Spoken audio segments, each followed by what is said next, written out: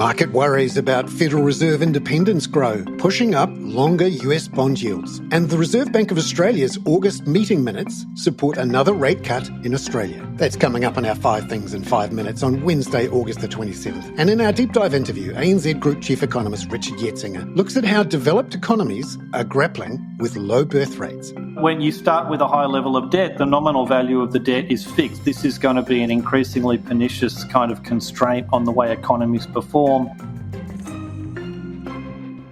But first, in 5 and 5 with ANZ, US markets were softer overnight as consumer confidence weakened slightly and as traders worried about the Federal Reserve's independence. US President Donald Trump announced he would fire Fed Governor Lisa Cook based on allegations of mortgage fraud, a move that looks set to go to court. Here's ANZ economist in London, Bansi Madhavani. Lisa Cook has responded by denying such a cause and has maintained that she won't step down. Look, this is an unprecedented development and it remains unclear as to what the next course of action or proceedings would be. What the development does in the near term is it adds to the ongoing uncertainty in financial markets and perceptions of political influence on Fed policy. As of 4 a.m. Sydney Melbourne time, the S&P 500 and Nasdaq were up 0.1%. The 10-year US Treasury yield fell 2 basis points to 4.26%, and the 2-year fell 4.5 basis points to 3.685%. Gold was up 0.4% to $3,429 US an ounce. West Texas oil futures were down 2.2% at $63.35 US a barrel. The US dollar index was down 0.2%. That meant the Aussie dollar was up 0.25% on 64.95 US cents, and the Kiwi was up 0.1% at 58.62 US cents. Number 2, a rise in longer US bond yields overnight was linked to trader worries about central bank independence and inflation. The US 30-year yield was up 1.5 basis points to 4.905% at 4 a.m. Sydney Melbourne time, and had been up 5 points at one stage. Bansi says in the near term, markets had already shifted to expecting a September cut.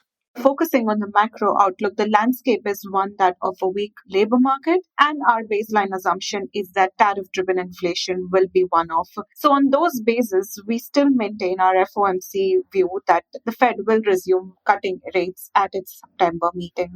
Number 3, the Reserve Bank of Australia's August meeting board minutes were released yesterday. They support ANZ researchers' call for another 25 basis point cut to 3.35% in November, says ANZ senior economist Adelaide Timbrell. What struck me in the minutes is that not only was the decision to cut the cash rate unanimous, but there was not the usual laying out of arguments for other alternatives, such as a pause or a larger cut. I also noticed that, future moves in the cash rate are likely to be highly data dependent, but the way the minutes were written, it seemed that the board agreed that, more easing is very, very likely in the future.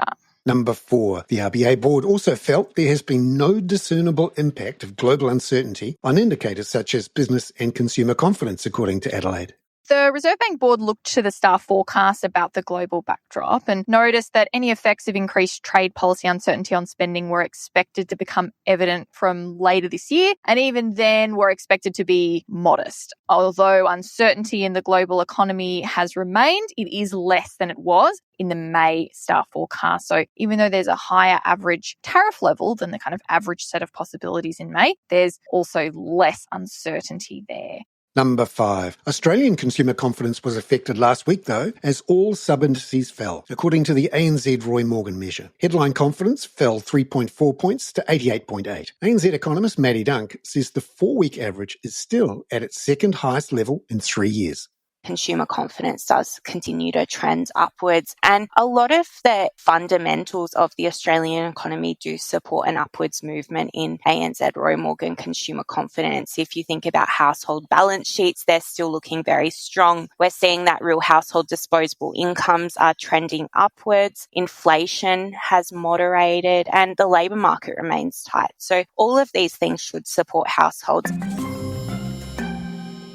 Maddie Dunk there. Now, in our deep dive interview, ANZ Group Chief Economist Richard Yetsenga has been tracking the debate out of Jackson Hole about population growth and fertility rates, particularly in Western economies. Perhaps one criticism would be it's taken central bankers some time to come around to focusing on this issue. The United Nations' latest population projections, or most recent population projections, ascribe an 80% probability to global population peaking this century. I mean, when I say this century, you may be tempted to think about 100 years, but actually that 80% was up from 30% a decade ago, and a number of projections suggest actually peak population will occur over the next 30 years. In fact, a quarter of the world's population is already living in countries that have declining populations. Most of what you will read suggesting that population decline is not something to be feared, but actually to be welcomed. We'll talk about it from more of a social policy perspective, and it will not, I guarantee you, make any mention about what happens if you start population decline with a high level of debt. I'm not suggesting population decline won't come with some benefits, but when you start with a high level of debt, the nominal value of the debt is fixed. This is going to be an increasingly pernicious kind of constraint on the way economies perform, and continue adding to this kind of zero-sum thinking about inequality and other things, because it will just be harder to generate top-line economic growth. We need to respect the message of Japan over the last few decades. Japan is actually now seeing a few more workers coming in from outside of Japan, and some other countries have adopted quite strong high migration policies, thinking of, in the longer run, Canada and Australia and New Zealand. What do you think the broader sort of political economy challenges are to that strategy?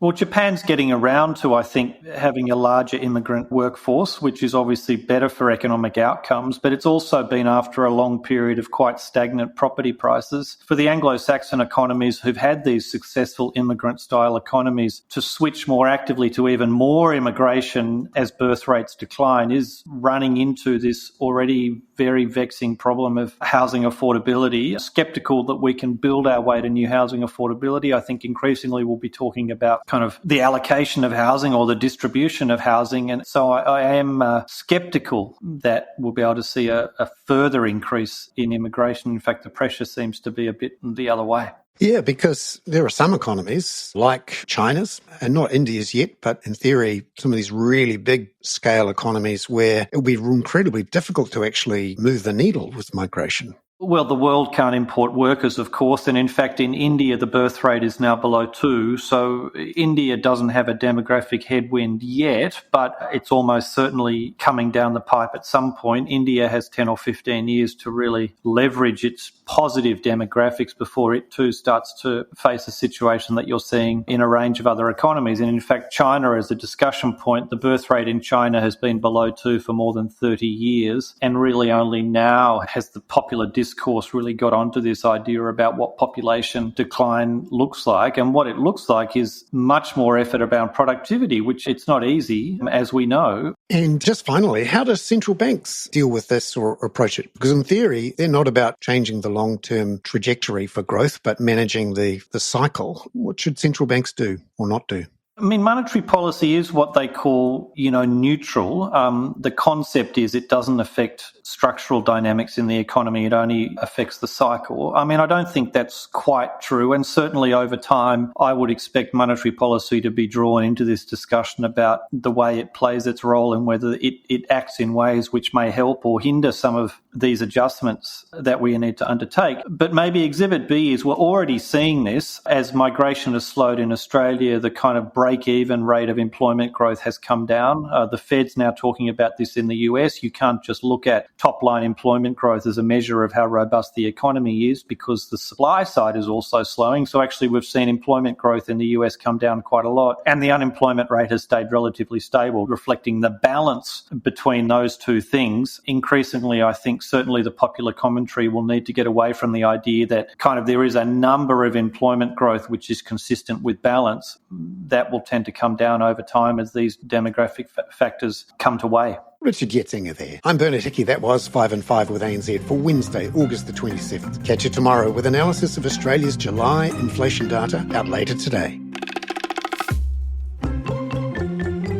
This podcast contains general information only, not investment advice. You should obtain advice for your personal circumstances before making any investment decisions. Please view the podcast disclaimer available via your media player or email.